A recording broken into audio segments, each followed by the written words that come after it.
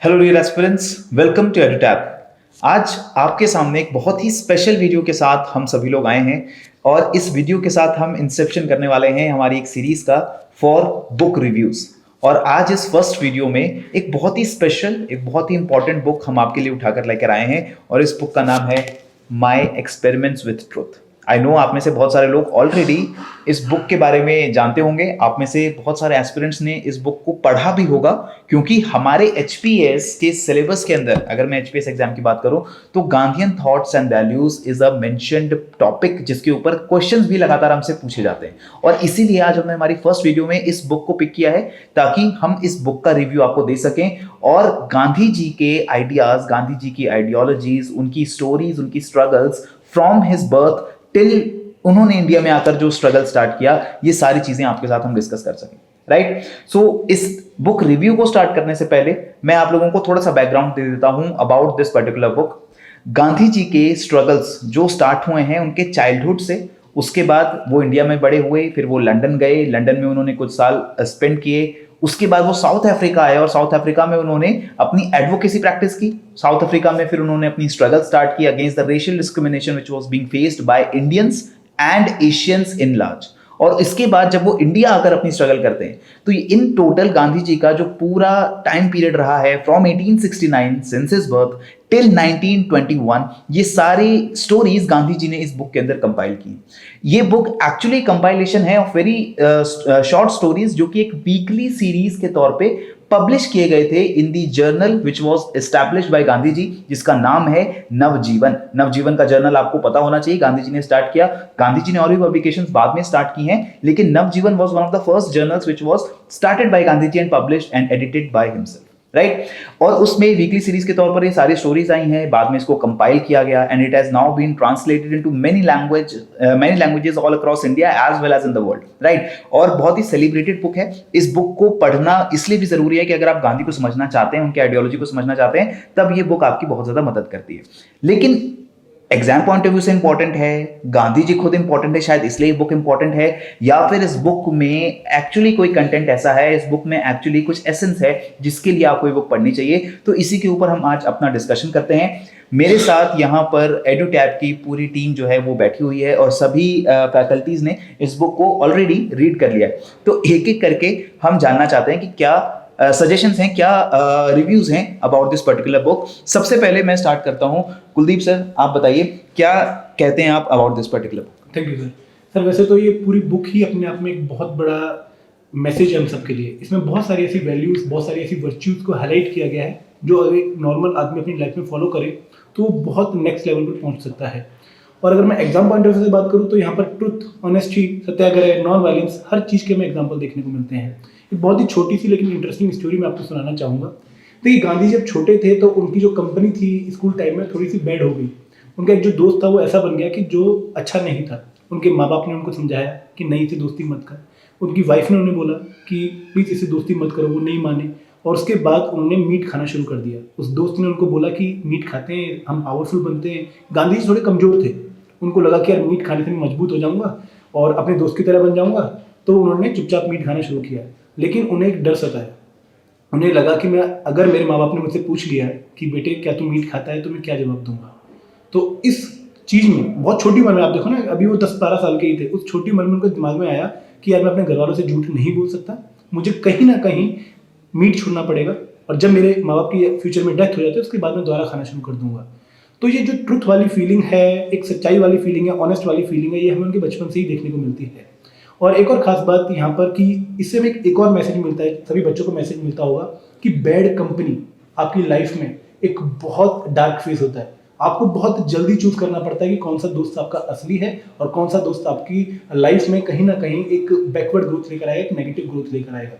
तो आप लोगों को इस बुक से सबसे पहले अगर हम चैप्टर की बात करें, ट्रेजेडी वाला चैप्टर है वो, उसके बारे में आपको पता लगेगा कि गांधी जी बचपन से ही ऑनेस्ट थे, ट्रूथफुल थे और बहुत हार्श टाइम पे भी उन्होंने उन वैल्यूज को फॉलो किया है। Thank you.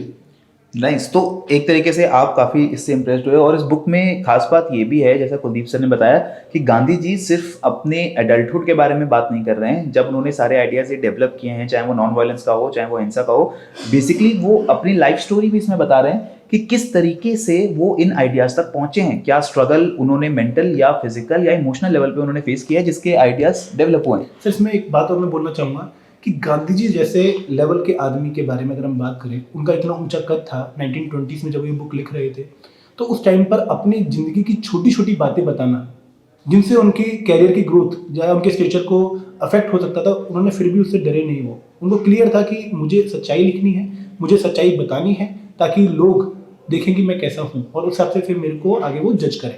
तो बहुत कमेंडेबल जॉब थी उनके पर्सपेक्टिव से। बहुत कमेंडेबल जॉब थी, looking at the stature which Mahatma Gandhi ji was enjoying at that time. और इस बुक को उन्होंने लिखना जो स्टार्ट किया, वो भी उन्होंने लिखना स्टार्ट किया after the Chauri Chaura incident.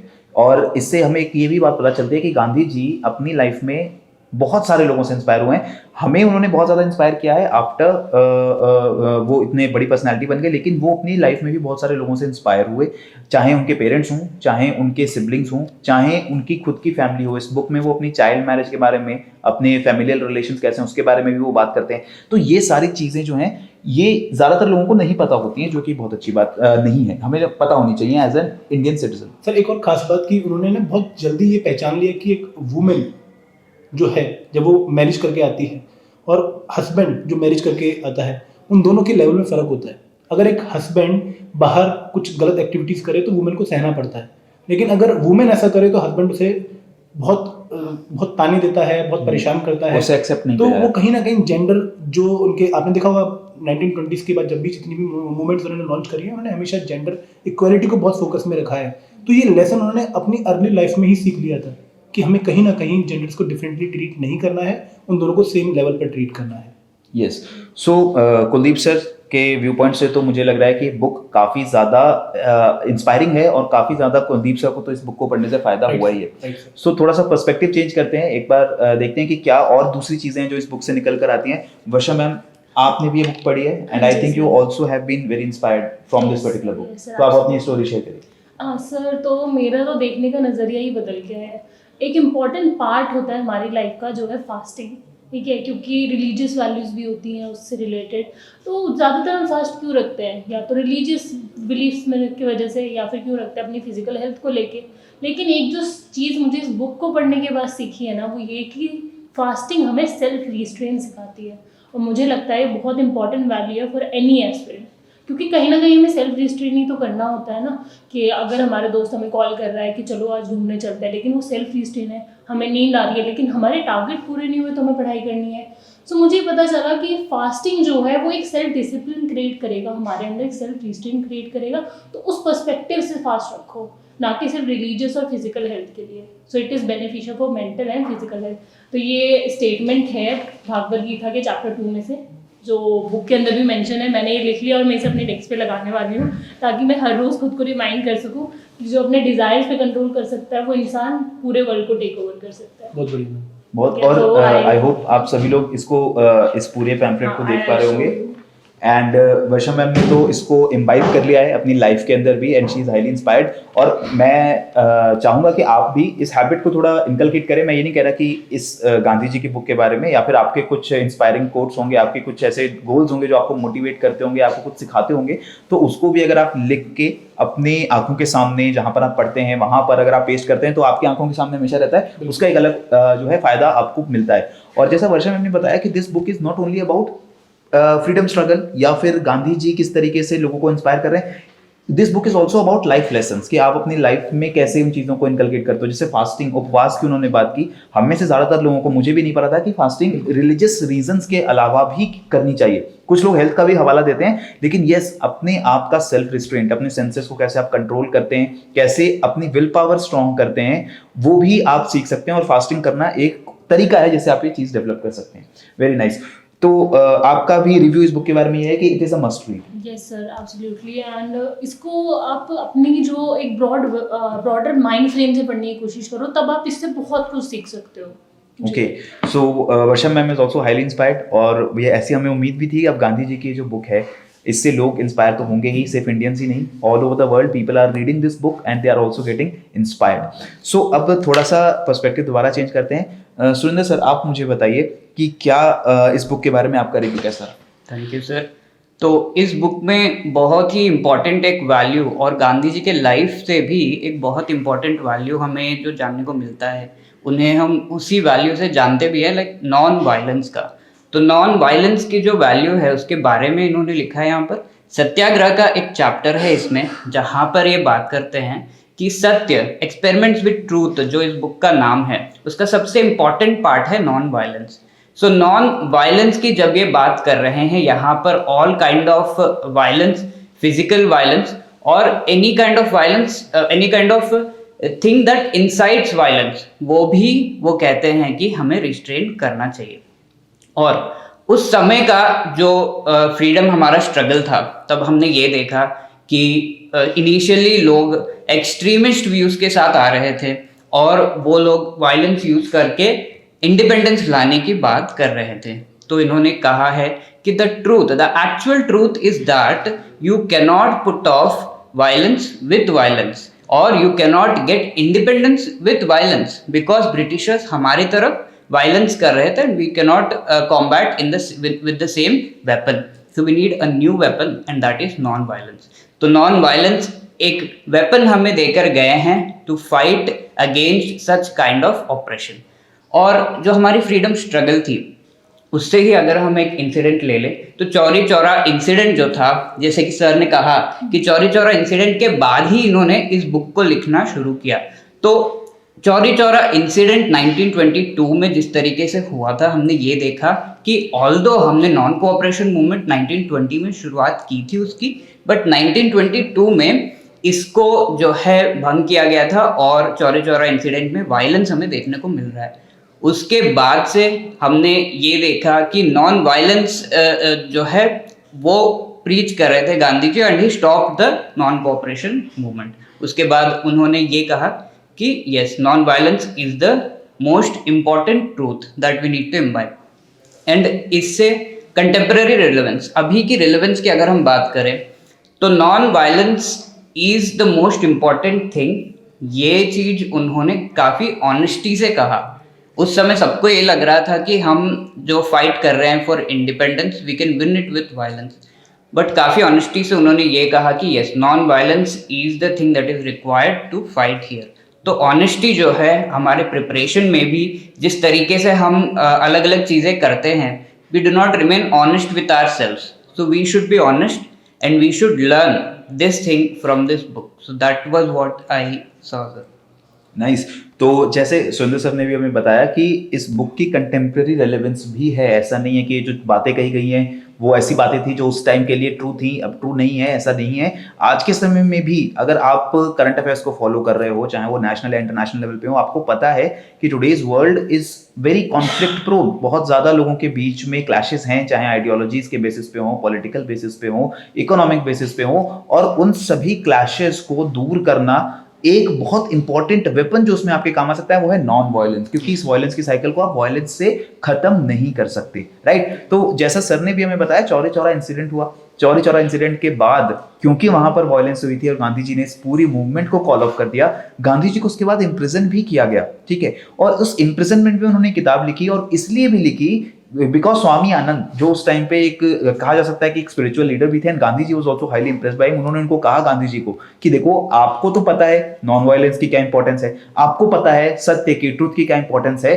और कैसे ये हमें फ्रीडम में मदद कर सकती है, लेकिन लोगों को ये नहीं पता है। लोगों का जो पेशेंस लेवल है वो एक टाइम के बाद टूट जाएगा। वो आपकी बात मान सकते हैं कि हमें वायलेंस नहीं करनी है, लेकिन जब तक वो इस बात को समझेंगे नहीं कि नॉन वायलेंस और सत्याग्रह क्या चीज है, तब तक वो इसको जी नहीं सकते, राइट। और इस बुक में भी उन्होंने ये चीज भी हमें बताई है कि कैसे वो इस आइडिया तक पहुंचे कि सत्याग्रह क्या होता है। तो उसके बारे में भी मैं आपको थोड़ा सा एक हाईलाइट दे देता हूं। गांधी जी इस बुक में ये कहते हैं कि जब वो प्रेटोरिया में गए, the first day he was in Pretoria, Pretoria is a city in south Africa, वहां पर जाकर के उन्होंने देखा, क्योंकि वो लंदन से आ रहे थे और लंदन में उनको ये लगता था उस टाइम तक कि द ब्रिटिशर्स वो एक तरीके से बेनेवलेंट हैं, वो एक तरीके से जो भी कॉलोनीज हैं, चाहे वो डार्क कॉन्टिनेंट की कॉलोनीज हो, अफ्रीका की हो, चाहे एशियन कॉलोनीज हो, ब्रिटिशर्स इनहेरेंटली बैड नहीं हैं। ब्रिटिशर्स अपने कुछ इंटरेस्ट्स को फॉलो कर रहे हैं, लेकिन वो लोगों का बुरा नहीं चाहते।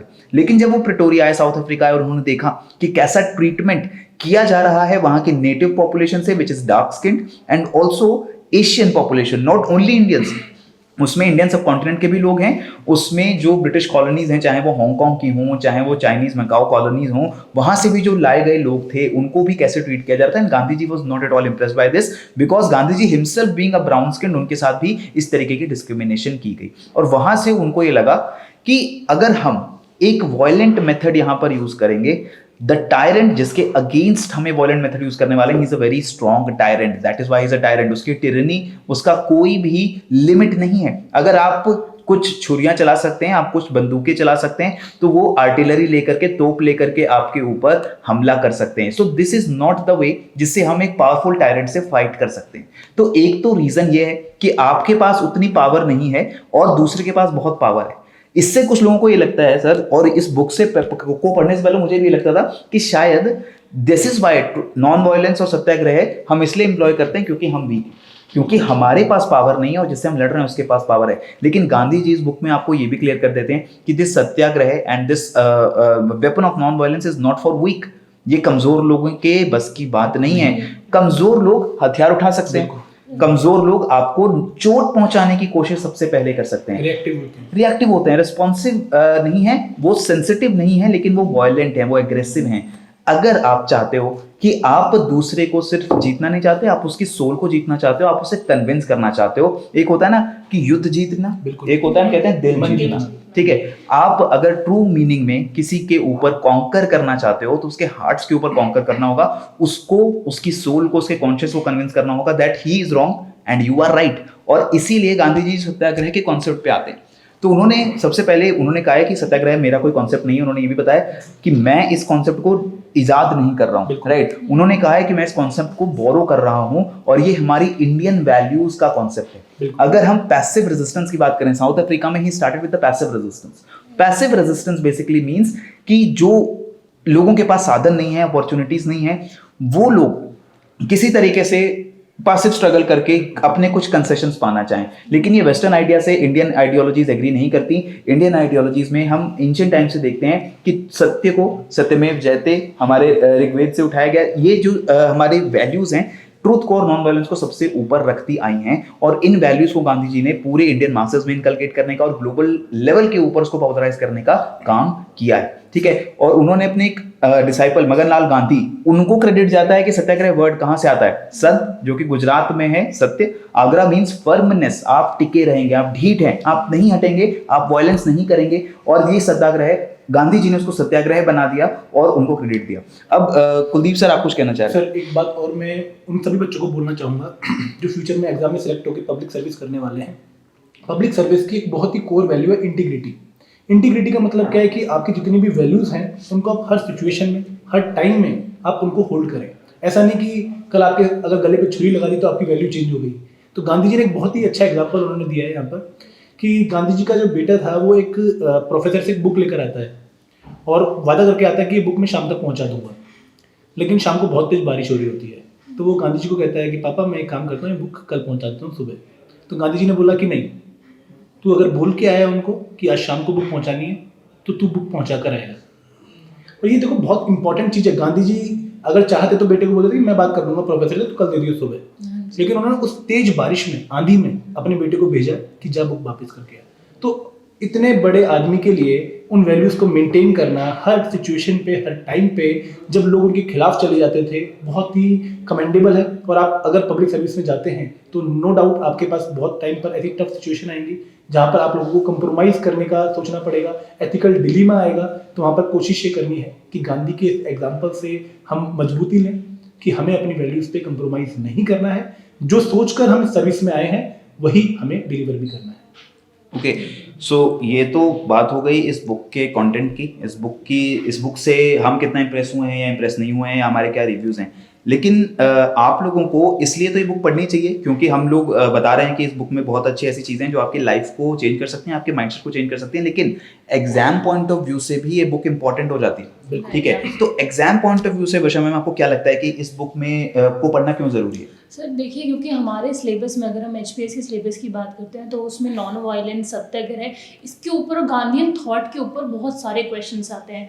स्पेसिफिकली आप देखोगे कि इवन 20 मार्क का क्वेश्चन आता है तो उन क्वेश्चन क्वेश्चन को आप अटेम्प्ट नहीं कर सकते हो जब तक बिल्कुल। आपको इन वैल्यूज का कोड ना पता हो। और ऐसे के सिलेबस में भी मेंशन और किया गया है। एससी के सिलेबस में भी आप इतने सारे इंसिडेंसेस हैं इस बुक के अंदर जिन्हें आप अगर आप उनको एग्जाम्पल की तरह लिखते हो ना तो आपका आंसर ब्यूटीफुल हो जाता है, बहुत अट्रैक्टिव लगता है। और ये मैं हमेशा से कहते आई हूँ कि if you are writing your answer तो उसे अपने एग्जाम्पल्स के साथ या फिर कोट करके कुछ ना कुछ सब्सटैंशिएट करो। तो उस वजह से ये बहुत इंपॉर्टेंट हो जाती है बुक। और जो बच्चे एचपीएनटी की तैयारी कर रहे हैं उनके प्रीलिम्स के सिलेबस में भी गांधीयन थॉट्स या गांधीयन टीचिंग्स को मेंशन किया जी, है। एमसीक्यू क्वेश्चन में पढ़ा था सर बिल्कुल। मैंने कि Constitution- टॉलस्टॉय फार्म जो है, टॉलस्टॉय फार्म है वो किस पर्सनालिटी से रिलेटेड, और नीचे बहुत सारी पर्सनालिटी दी हुई थी, बच्चों को ये भी नहीं पता। तो Gandhi ji has worked in Tolstoy farm और इस वजह से वो उनसे रिलेटेड था। तो इस तरह के क्वेश्चन भी फॉर्म होते हैं। बिल्कुल। तो आप देख रहे हो, नॉट ओनली मैं यहाँ पे सिर्फ HPAS या मेंस HPAS एग्जाम की ही बात नहीं कर रहा हूँ। ये बुक और इस बुक के अंदर का जो कंटेंट है वो हमारे HPAS मेंस, प्रीलिम्स और HP नायब तहसीलदार के एग्जाम में भी इंपॉर्टेंट हो जाता है। वहां पर भी हमें गांधी जी से जुड़े हुए क्वेश्चंस जो हैं वो पूछे जाते हैं। और आप एग्जाम पॉइंट ऑफ व्यू से अगर इस बुक को पढ़ना चाहते हैं तो इस बुक के अंदर आपको बहुत सारे एग्जाम्पल्स, जैसा वर्षा मैम ने कहा, आपको मिलते हैं। अगर आप किसी नोट्स से या आपने कोई न्यूज़पेपर में आर्टिकल पढ़ा है, आपको वो पढ़ के वहां से कुछ एग्जाम्पल मिला जिसको आप सोच रहे हैं कि मैं तो यही लिखाऊंगा, अगर आप किसी कोचिंग इंस्टीट्यूट के नोट्स को पढ़ रहे हैं, वहां से आपने कुछ एग्जाम्पल्स या केस स्टडीज, कुछ सेंटेंसेस, कुछ वर्ड्स उठा लिए हैं, तो आप ये भी तो सोचिए कि आपके साथ कितने सारे दूसरे एस्पिरेंट्स जो तैयारी कर रहे हैं वो भी वही न्यूज़पेपर पढ़ेंगे, वो भी वही कोचिंग इंस्टीट्यूट के नोट्स पढ़ेंगे। अगर आप सेम एग्जाम्पल लिख कर आओगे पेपर के अंदर, सेम लाइन्स लिख कर आओगे, रटी रटाई आइडियाज लिख कर आओगे, तो क्या आपको दूसरे उस एस्पिरेंट से ज्यादा मार्क्स मिलेंगे? नहीं मिलेंगे। तो आपको क्या करना है, कॉम्पिटिटिव एग्जाम है ना, तो कॉम्पिटिटिव एग्जाम में आपको दूसरे से बेटर करना है, एक step दूसरे से ahead बेटर करना है। और लेनी पड़ेगी। एक स्टेप अहेड कैसे होगे? Go to the original source. आप ओरिजिनल सोर्स को पढ़िए, यहां से हंड्रेड्स ऑफ एग्जांपल्स आपको मिलेंगे, यहां से आपको गांधी जी के अपने वर्ड्स में आइडियाज मिलेंगे। आप उन्हें कॉपी करिए, उन्हें अपने आंसर के अंदर अगर आप लाते हो तो मुझे लगता है आप ज्यादा बेटर स्कोर कर सकते हो, राइट? सो ये बुक मुझे तो बहुत पसंद आई and I think everyone here agrees. Sundar sir भी एग्री कर रहे हैं, कुलदीप सर भी कह रहे हैं, मैम भी कह रहे हैं, वर्षा मैम की बुक बहुत अच्छी है। उन्होंने अपनी लाइफ के अंदर भी इसको इनकलकेट कर दिया, जो मुझे लग रहा है बिल्कुल। अगर कोई बुक आपको इस पे मजबूर कर सकती है कि आप अपनी लाइफस्टाइल में कुछ चेंजेस लेकर आए टू बीइंग बेटर, तो फिर बुक अपने आप में बहुत इंपॉर्टेंट हो जाती है। बताएं कि हम और भी कोई बुक अगर आप चाहते हैं कि हमसे review हाँ, अगर आप चाहते हो कि ये बुक, तो आपने इसका बहुत बखान कर दिया, आपने हमारा बहुत टाइम वेस्ट कर दिया, लेकिन हम ये बुक नहीं पढ़ेंगे, हमें कोई दूसरी बुक का रिव्यू चाहिए, हमें अपने एग्जाम से रिलेटेड हो या फिर एग्जाम से रिलेटेड ना हो आपको, लेकिन अगर ऐसा लगता है कि कोई ऐसी बुक्स हैं जिसके बारे में आप ज़्यादा जानकारी चाहते हैं, ज़्यादा रिव्यूज चाहते हैं, तो नीचे कमेंट सेक्शन खुला है आप लोगों के लिए, राइट? उसका काम क्या है, आप लोग कमेंट इसीलिए करते हो ताकि वो मैसेज हम तक पहुंचे और हम आपकी जो सिफारिशें हैं, आपकी जो रिकमेंडेशन है, उनको हम फुलफिल करें। तो आप फटाफट से अभी कमेंट सेक्शन के अंदर जाइए। अगर आपको ये वीडियो पसंद आई है, ये सीरीज पसंद आई है, जो डिस्कशन हमने की, अगर आपको वो अच्छी लगी है तो उसका भी फीडबैक हमें दीजिए, सो दैट वी नो कि फ्यूचर में इसको क्या चेंज करना है, इसमें कुछ अगर ट्वीक करने हैं तो क्या करने हैं, और कौन सी दूसरी बुक्स आप देखना चाहते हैं सीरीज के अंदर जिनको हम पढ़ें और आपको उसका रिव्यू दें और आपकी मदद करें ये डिसाइड करने में कि क्या वो बुक आपके टाइम के वर्थ है या नहीं है। तो उन बुक्स का भी नाम आप जल्दी से कमेंट सेक्शन के अंदर मेंशन कर दीजिए, राइट? सो अब तो मुझे लगता है सेशन हमें रैप अप करना चाहिए, ठीक है? So this is the final wording from our side. पढ़ते रहिए, बढ़ते रहिए आप सभी लोग, and best of luck from team Edutap. जय हिंद, जय भारत।